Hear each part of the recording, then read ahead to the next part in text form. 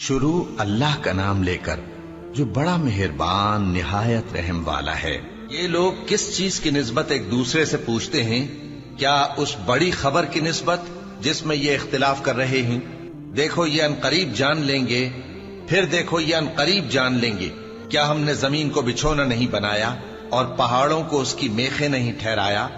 اور ہم نے تم کو جوڑا جوڑا پیدا کیا اور نیند کو تمہارے لیے موجب آرام بنایا اور رات کو پردہ مقرر کیا اور دن کو معاش کا وقت قرار دیا، اور تمہارے اوپر 7 مضبوط آسمان بنائے اور آفتاب کا روشن چراغ بنایا، اور نچڑتے بادلوں سے موسلا دھار میں برسایا تاکہ ہم اس سے اناج اور نباتات پیدا کریں اور گھنے گھنے باغ۔ بے شک فیصلے کا دن مقرر ہے، جس دن سور پھونکا جائے گا تو تم لوگ فوج در فوج موجود ہوگے، اور آسمان کھولا جائے گا تو اس میں دروازے ہو جائیں گے، اور پہاڑ چلائے جائیں گے تو وہ ریت ہو کر رہ جائیں گے۔ بے شک دوزخ گھات میں ہے، یعنی سرکشوں کے لیے کہ ان کا وہی ٹھکانہ ہے، اس میں وہ صدیوں پڑے رہیں گے۔ وہاں نہ ٹھنڈک کا مزہ چکھیں گے، نہ کچھ پینا نصیب ہوگا مگر کھولتا پانی اور بدبودار پیپ۔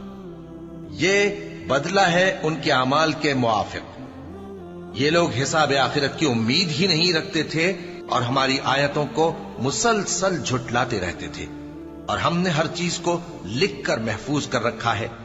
سو اب مزہ چکھو، ہم تم پر عذاب ہی بڑھاتے جائیں گے۔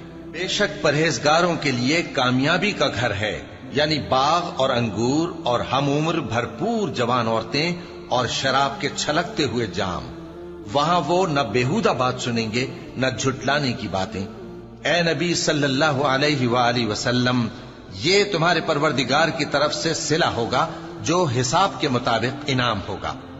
وہ پروردگار کہ جو کچھ آسمانوں اور زمین میں اور جو ان دونوں کے درمیان ہے سب کا مالک ہے، بڑا مہربان ہے، کسی کو اس سے بات کرنے کا یارہ نہ ہوگا۔ جس دن جبریل امین اور دوسرے فرشتے صف باندھ کر کھڑے ہوں گے تو کوئی بول نہ سکے گا مگر جس کو رحمان اجازت بخشے، اور وہ بات بھی درست ہی کہے۔